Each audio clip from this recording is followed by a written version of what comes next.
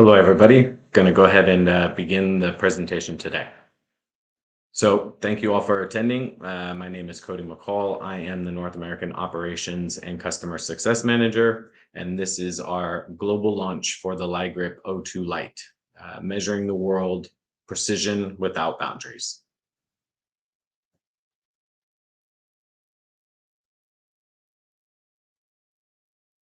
So some of the contents that we're going to go over: what kind of SLAM products do the market need, the introduction to the LiGrip O2 Lite and some specifications, some testing that we have done with the O2 Lite, along with some comparative analysis between some of our competitors, some of the O2 Lite industry applications, and then also the O2 Lite basic usage tutorials. So first and foremost, what kind of SLAM products does the market need? Handheld SLAM product demand the latter. So what kind of products do we actually need? We need exquisite appearance, convenience of operation, smooth app experience, ultra lightweight, and excellent hardware. On the data side, we need stable mapping. We need ultra high precision, ultra low thickness, exquisite coloring. And on the software side, we need a post-processing software, a display platform, and multi-format data output. Altogether, we get a usable data and results. So what kind of SLAM products actually does the market need? For one, most important, surveying level precision. For two, we need stable and reliable algorithms producing strong SLAM outcomes. And then also we need to meet the demands of engineering applications. So introducing, again, the LiGrip O2 Lite. So first of all, scenario handheld SLAM solution. The LiGrip O2 Lite employs MLF SLAM, which is multiple localization fusion SLAM technology, overcoming the limitations of data acquisitions in featureless environments and achieving all scenario centimeter level spatial positioning accuracy. Through next generation SLAM algorithms and multi-sensor integration, it empowers handheld scanning devices to truly meet the demands of survey-grade engineering applications. MLF SLAM, fearless of feature-free environments, high speed or moving objects, and full scene data collection. No need for features, no speed restrictions, and capable of capturing data in open scenes. Just an example of some of the data that was collected from the device in a vehicle. So the highlight number 2 is about the precision data and outstanding performance. So we have surveying grade accuracy, again, high precision and stability, and point cloud is horizontally and vertically aligned. From left to right, top left, we can see an absolute accuracy of aiming at 3 centimeters, a repeat accuracy of 2 centimeters, a relative accuracy of 2 centimeters, and we can see that buildings are vertical and basements are horizontal. The above values are measured by Green Valley's precision field. Deviations may occur in some scenarios. The accuracy verification is repeated with 2 scans with GNSS, and then GNSS disconnection does not exceed 100 meters. Highlighting some of the multi-floor capabilities. The key with SLAM data is the repeatability. So having the multi-floor SLAM mapping is a core metric for evaluating the mapping performance of handheld devices. So pretty much in this webinar, we're going to go through some detailed results from our devices, from competitor devices, really just giving a deep dive into the quality results of the data, mostly viewed from a profile view to get the exact measurements to show you just exactly how accurate our device is and how far we have come as a company when it comes to our SLAM algorithms. So in this one, we can see that we're seeing an X and Y of below 1.5 centimeters. Same here, we're seeing an alignment in the X of below 1 centimeter and in the Y value of about 14 millimeters. The repeatable accuracy is the most critical indicator reflecting the stability of SLAM precision. So highlighting being able to do the same scan multiple times or multiple passes and having these deviations that vary less than or less than 3 centimeters down to 1 centimeter level. Some of the key functionalities that allow this to occur with the LiGrip O2 Lite is the fact that we've added 2 times 1.3 megapixel V-SLAM cameras. We have dual vision breaks boundaries with no limits, and 2 times 12 megapixel panoramic cameras, leading to a single stitch 360-degree image. As we can see here, the panoramic effect is outstanding with seamless stitching and no issues of color or light intensity variations due to the self-developed algorithm that we created specifically for this device. This image that we're seeing is the result from the 2 side-by-side cameras. As we can see, the high quality results of the parking signs. Also, in this scenario, this is the same situation. We have our 2 cameras that are on the sides of the device after the panoramic stitching has occurred, and we can see that the quality of the characters have maintained their level. So the panoramic effect is still with seamless stitching and no issues, again, of color or light intensity variations. Same here, we can see with the RGB colorization from left to right, we're maintaining a very high level of RGB colorization within the point cloud itself, which has been one of our key pushes with the new style of cameras. Some of the new functions and new features that have been added to LiDAR 360 MLS and the use case of our LiGrip product series is that not only can we do the point cloud plus panoramic, we can also do 3DGS directly in MLS along with meshing. So from the left hand side, we can see the point cloud result. Number 2, we can see the pure panoramic result. Number 3 is the 3DGS result directly from MLS. And then number 4, we can see the mesh result from MLS as well. So one device giving you all of these outputs. Just to highlight one of our recent studies or recent use cases from one of our dealers in Riga, Latvia, they were able to collect, it was pretty much about a 3 to 4 minute collection of this graffiti wall street. Thanks to CiaGeo Pro for this, just pretty much highlighting where our 3DGS has gone and what is capable with the O2 Lite at this point. We can see the detail is extremely vivid, great depth, great results. So if you're interested in 3DGS, make sure that you reach out to us. If you currently have an H300, this is also capable. But with the O2 Lite, the system and the software was specifically designed to handle the results and produce these high quality outputs. One of the other highlights is the real-time processing and colorization, and it's exportable for use. So real-time true color point cloud mapping, ready for immediate export as a LAS file, supports multi-scenario applications such as earthwork calculations, individual tree segmentation, and topographic mapping. We can see that the real-time point cloud thickness is around 3 centimeters, and the real-time point cloud accuracy is around 5 centimeters. This is all produced directly from the device without any post-processing needed within MLS. But we always still suggest using MLS to get any cleanup, any smoothing, or any other filters that you may want to use to get your best result. So the device itself is a multi-form data collection. It supports various forms of data collection, such as handheld and pure SLAM, with the RTK mount, which is mounted onto the device automatically. It's not removable. We also have a backpack kit for hands-free and a front pack kit also for hands-free. And then we also have a telescopic pull allowing for RTK points and RTK collection. And it is adaptive and diverse for customer collection scenarios, depending on your needs. So again, some of the core highlights is that fearless of low environments, low feature environments, so minimal to no environments such as open fields. This device is going to be able to handle those where previous versions and other competitors still at this point lack the ability to do the processing.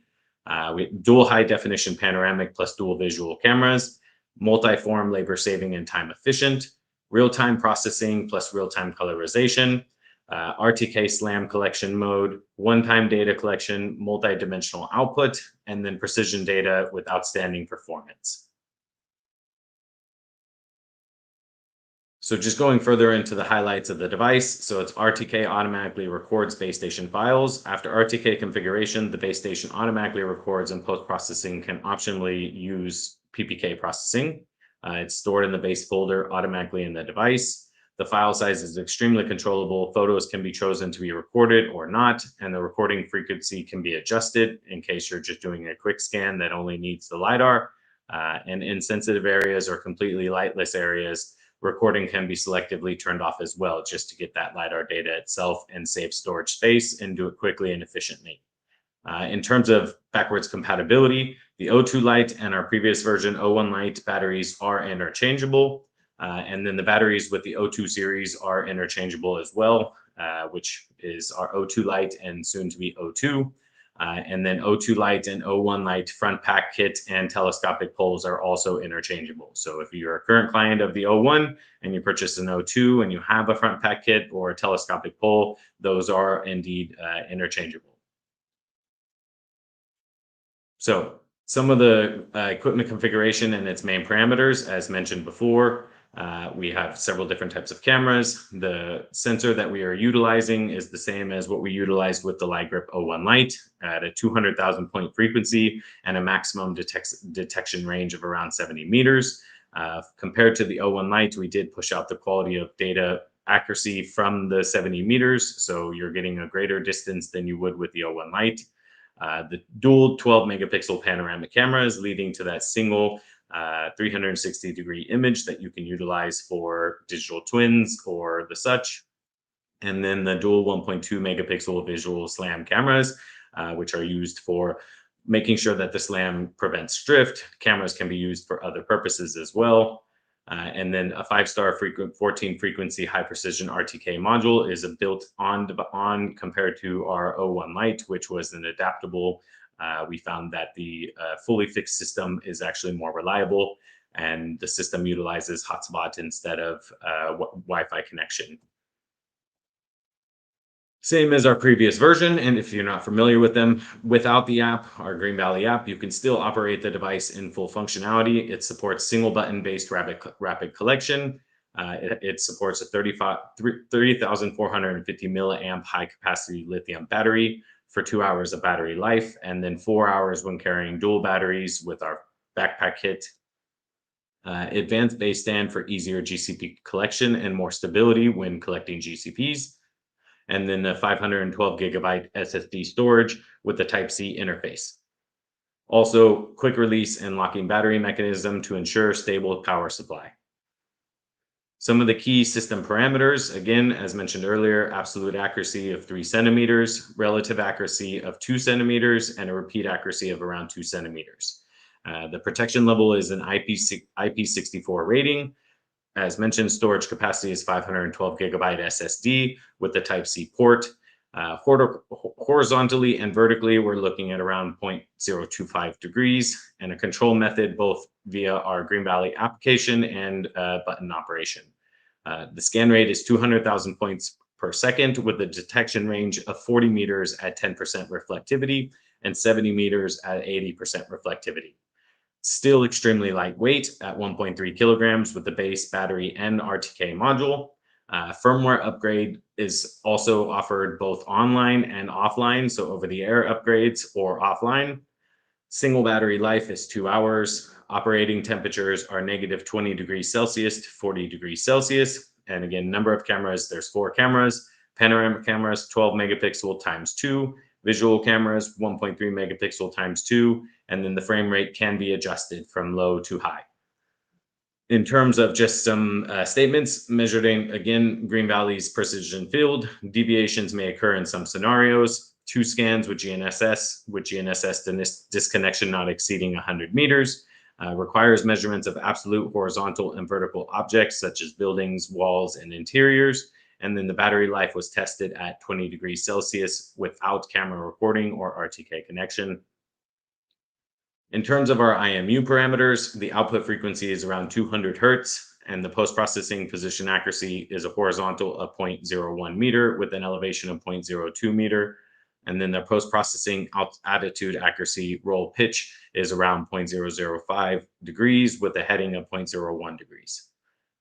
In terms of mapping methods, the mapping principle behind the device is the MLF SLAM, but also PPK SLAM, RTK SLAM, and Peer SLAM, so a total fusion SLAM.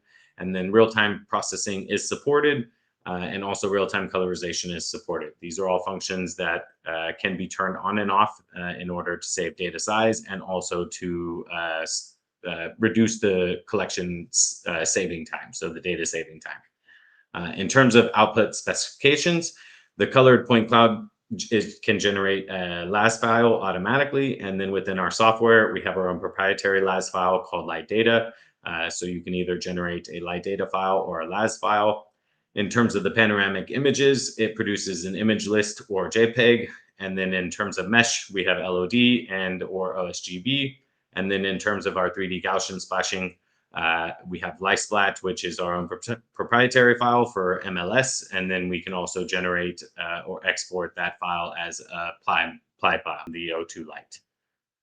Some of the key O2 Lite industry applications, so river, lakes, and ocean shoreline measurements. So in the past, SLAM had a very difficult time with this due to the fact that the water creates that featureless environment.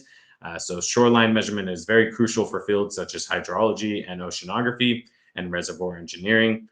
Such scenarios often lack significant features, as mentioned, eliminating traditional methods. The O2 Lite employs featureless scanning technology, enabling efficient acquisition of terrain information above the water surface, avoiding environmental interference, and achieving high precision, rapid mapping of complex water bodies. So no fear of rework, effortlessly achieving integrated measurement above and below the water surface. Another location would be airport no-fly zone measurements. In no-fly zone for drones, traditional measurement tools such as total stations and RTK can be tedious and inefficient.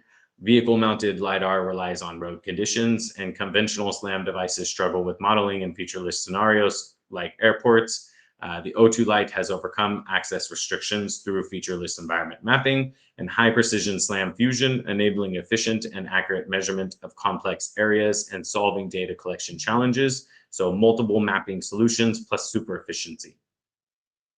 Another example is sand carrier pile volume measurements or coal pile measurements. The real-time point cloud generated by the O2 Lite device can directly achieve high precision volume measurement of piles with high accuracies when used with the telescopic pole. It can fully collect 3D spatial data of piles over 5 meters high. Combined with the volume measurement and reporting functions of LiDAR 360, it can quickly print and sign for confirmation on site. Fast, comprehensive, accurate, and detailed reporting.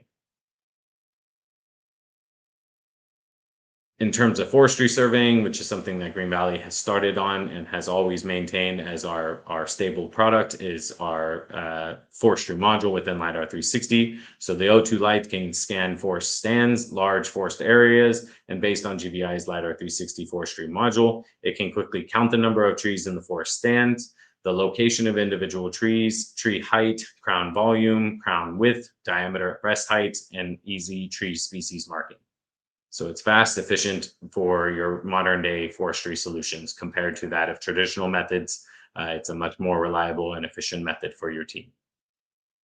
In terms of underground space information collection, the application of handheld SLAM for measurements in GNSS denied environments is becoming a trend, and O2 Lite, unlike other brands of lightweight handheld devices, boasts high precision, low drift rate, and minimal misalignment between multiple floors, making it more capable of meeting the accuracy requirements for underground space collection. When paired with LiDAR 360 MLS, it can batch vectorize and also generate mesh results for underground spaces, especially mine tunnels. So low drift rate, high precision, and worry-free multi-floor scanning has led to a better understanding, in turn getting better results from tunnel and subsurface modeling.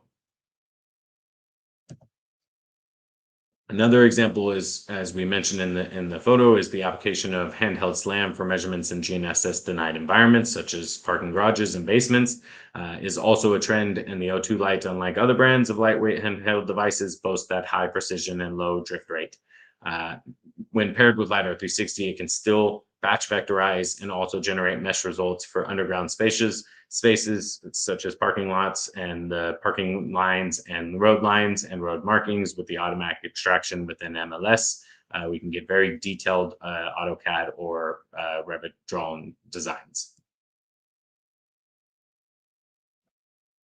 Another example would be for fire accident scene investigation or car accident scene investigation. So for fires, after a fire occurs, the O2 Lite can quickly capture point cloud and panoramic data of the scene, greatly facilitating firefighters' rapid understanding of the fire scene structure, evacuation routes, and other conditions such as the potential starting point. Additionally, the collected data such as point clouds, 3D GS, panoramic images, and mesh can assist disaster investigations in conducting comprehensive and in-depth analysis, and mapping can also be used for fire safety and education and training in the future. In terms of construction measurements, pre-construction, construction site investigation, and design review can be done along with construction plan optimization.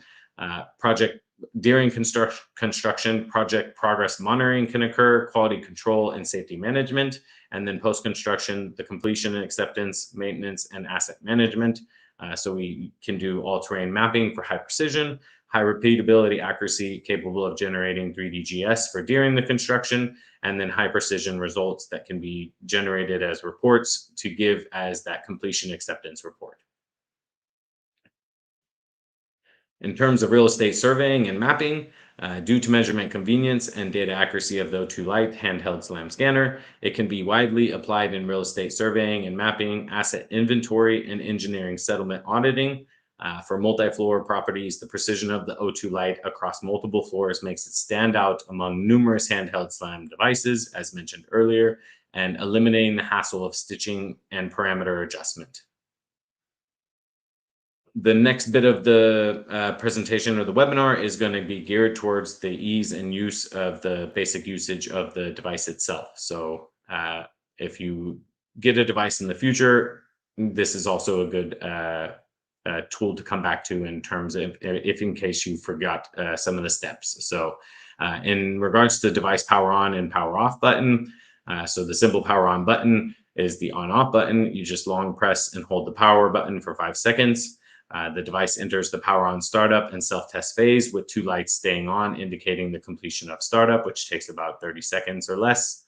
And then powering off, same situation. You're just going to long press and hold the power button for 5 seconds. All lights turning off indicates successful shutdown. In regards to the device itself, everything can be operated both on the manual side directly from the device, or it can also be operated from our self-developed Green Valley application, which allows for operation, visualization, point cloud visualization, RTK status, GNSS status, LiDAR status, and panoramic status, along with changing the camera formats, labeling the project, naming the project. All of this can be done with inside of the Green Valley app. So you can perform the shutdown operation from the app side as well, allowing for a full shutdown or just a reboot. In terms of operation diagram, the initial connection, as mentioned earlier. So you turn on the device and connect to the device Wi-Fi. Once you've done that, you'll open up the app and enter the name of the password of the hotspot. Then you open your hotspot. And then from there, the device will recognize the hotspot. You'll stay on the interface and wait for the app to remind you of a successful connection. Then once the connection is successful, it'll generate a notification at the top of the screen, giving the information about the specific device in regards to the serial number of the device and also the IP address of the device that it used for its connection. iOS system hotspot needs to turn on the maximum compatibility settings just to guarantee that strong connection. In terms of the operation diagram for connection, this is highlighting again, opening the mobile hotspot, and then wait until the device is automatically connected to the hotspot, giving the result that the device has been connected to the mobile hotspot. From that point, you'll see the initial connection. You just connect the device, and from there, you have it connected to your hotspot, allowing for a strong connection. You can receive phone calls, text without any interruption to the device itself, making it extremely efficient and easy to use in multiple case scenarios. In terms of basic collection and RTK, the very first thing that if you're going to be using RTK is by configuring the RTK, entering the core's information, whether that be from a local base station or from a core's provided network system via Ntrip. It just requires the domain name and the port, and then also the source list or mount points, and the username and password from that. You can choose the coordinate system or the projection system. It can automatically locate the position of the device itself, or you can choose a local coordinate system if need be. And then in terms of creating a new task, it allows for the naming of the device. The collection time is automatically stamped for when it is when the collection is started. The mission name can be also named. So In the first place, you name the project, and then you can have several projects within that project. So each of those projects are missions, or each of the subfolders are missions that can each have their own name, such as RTK1, RTK2, RTK3. That way you can easily maintain your organization back in the office. You can change the scene from outdoor to indoor. You can change the situation of the weather, such as sunny or rainy or cloudy. The operator's name, so you know exactly who was the one who collected the data and when. The outside temperature as well, just so that you can vary the collection time and data, so that you know exactly what the temperature was when you collected, started collecting, ended collecting, or if you have to stop collection and you begin collection again 2 weeks, 3 weeks later, and the temperature is different. It's very easy to track inside of the subfolder that's generated from all of this metadata. And you can easily switch between the equipment form. So if you have your handheld or the front pack or the RTK pole, this can all be switched just so that it saves in the device as what you're using. And then in regards to the real-time point cloud, it's actually a 2-point function. One of the functions is to generate that real-time point cloud as a LAS file right away for the user. The other function is for our breakpoint function, which allows you to end a collection and pick up another day at the same location to be able to do linkage between point clouds. So automatic linkage between SLAM point clouds, meaning if you do a scan today and then you come back the next week and you do it again, you just choose the same project, create the new mission within that project, and it'll allow you to process those in tandem as an automatic linked point cloud. And then you can also take a photo of the location or of the user or of the situation in which you are trying to scan. That all saves as a thumbnail within that mission folder. And then you can begin your collection. As you can see on the right-hand side, we have the real-time point cloud that's generated. We can measure in the point cloud. We can do physical measurements between points. We can do an elevation splicing. We can do a change of the point cloud size. We can change the zoom rate. You can rotate. You can either track the actual tracking of the trajectory, or you can manually just move around yourself. On the top of the interface, you can see the collection time frame. You can also see the status of the LiDAR. You can see the status of the camera itself. And then you can also see the GNSS status. So we can see the amount of satellites. We can see if we have a fixed solution, a float solution, or a single solution. If it's collecting, we can see the horizontal and vertical errors. We can also see the latitude and longitude. All of this can be seen within the user app. If you have a preset KML that you are trying to stay within, you can preload that KML into the file so that you're able to stay within that realm of the KML. And in terms of further basic collection process for selecting and existing projects, this is just going into more detail about the project side of things. As mentioned, you have a single project, and then you can have multiple missions within inside of that project.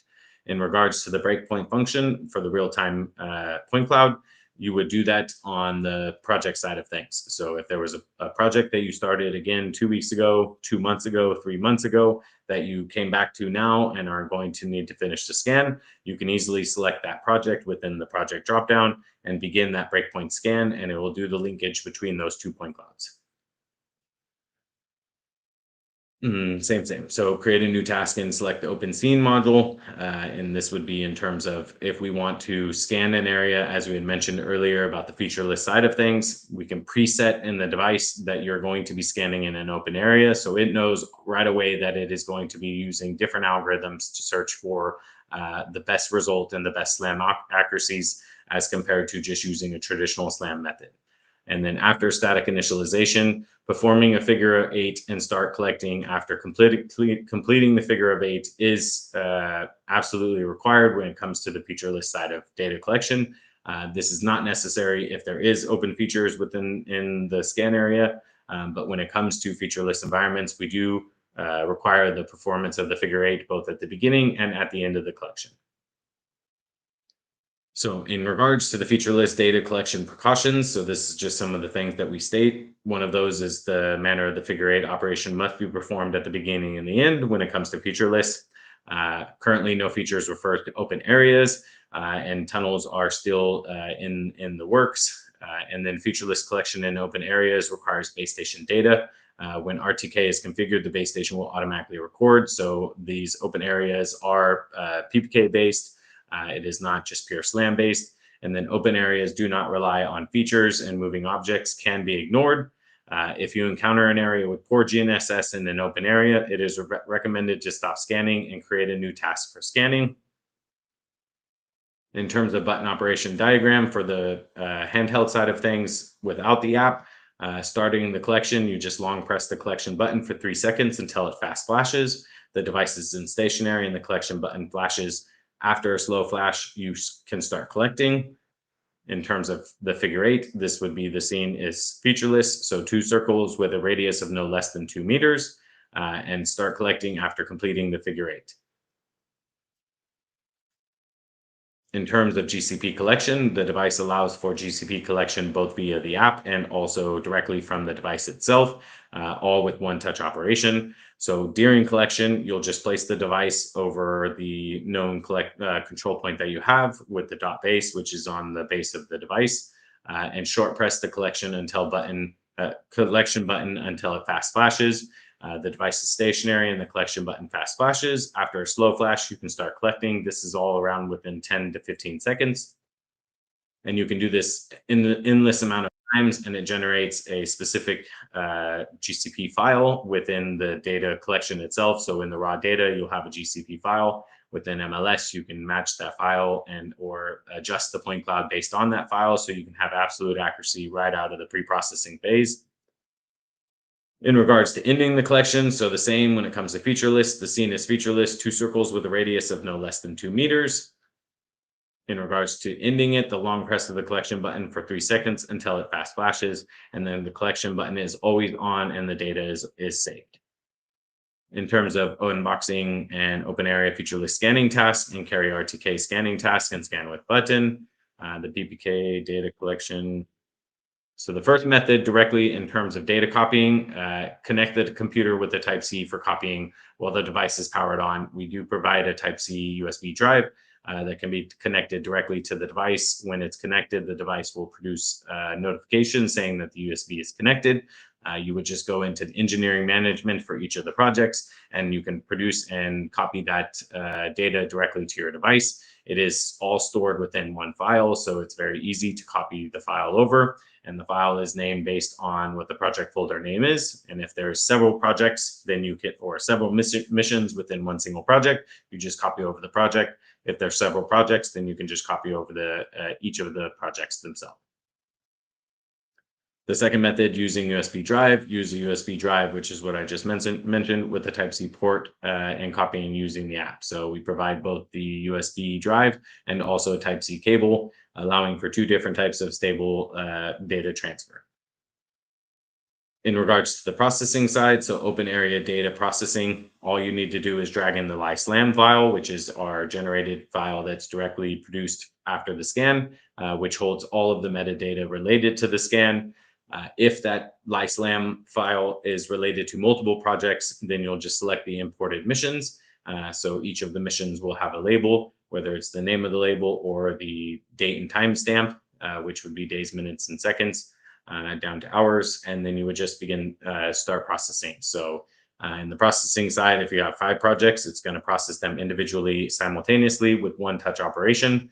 You can just preset the parameters. So if you have indoor, outdoor, different scenario scenes that you're trying to get from each of them, you can preset the parameters for each of those projects and then still one touch operation to allow all of them to process in tandem or simultaneously. And then in terms of non-open area data processing, same situation. You're just going to drag the LiSlam folder in. You're going to select the imported missions, and then you're going to start the processing. And that actually concludes the entirety of our global launch for the LiGrip O2 Lite. We're extremely happy and excited about this device, and we're excited to get it in your hands. And we're looking forward to hearing any type of responses or any type of feedback that you may have. But personally, I am very, very excited about this device, and I look forward to getting to do demos for some of you all. And I believe that people have been asking questions throughout the mix. My team has been answering them as quickly as possible. If we don't answer any of your questions directly, please feel free to reach out to the info@greenvalleyinternational.com. email, and then also you can reach out at our website for at greenvalleyintl.com. We have brochures, we have data sets, we have detailed information about the device, and along with our other devices as well, and along with LiDAR 360 MLS. And one of the things that I didn't mention is that with the purchase of the device, you do get the pre-processing software, which allows you to generate your fully georeferenced and SLAM processed point cloud. It is in LiDATA, but you also have the ability to convert that LiDATA to LAS file as well. But that LiDATA file works natively with our LiDAR 360 MLS, highlighting the main functions of the point cloud itself. When using LiDAR 360 MLS, you have an end-to-end solution from beginning to end with the Green Valley product line.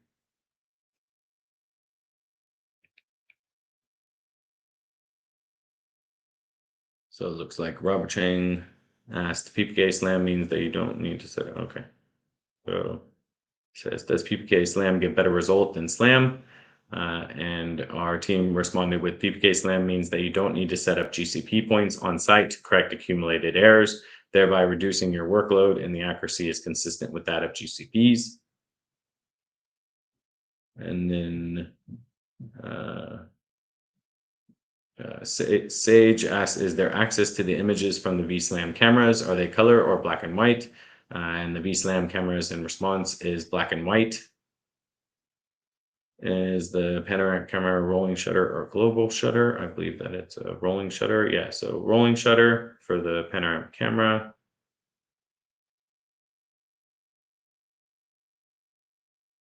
And then I don't know if that one was, yeah, okay. So then the other question that was asked was the actual resolution of the images you get from the panoramic camera? And the response is, as the host mentioned, the pixel count of a single lens is 12 megapixels. So it's 12 megapixels per camera.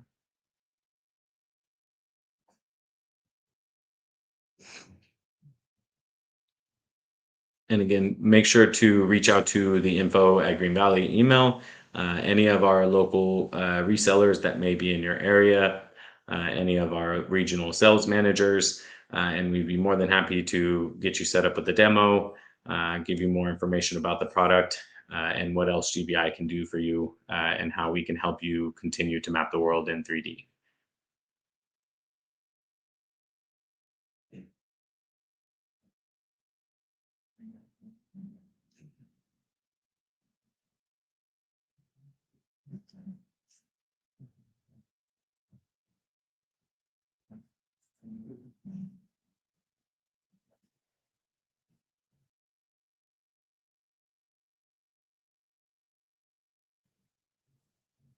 Okay, if we don't have any further questions, or if there's more questions, live questions, we'll go ahead and end the stream at 4 p.m.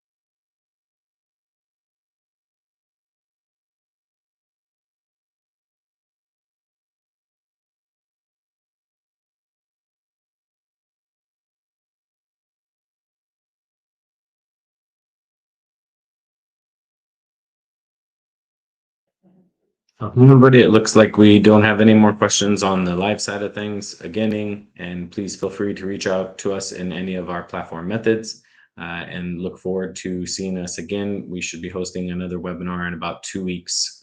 So stay in touch and keep an eye out for that.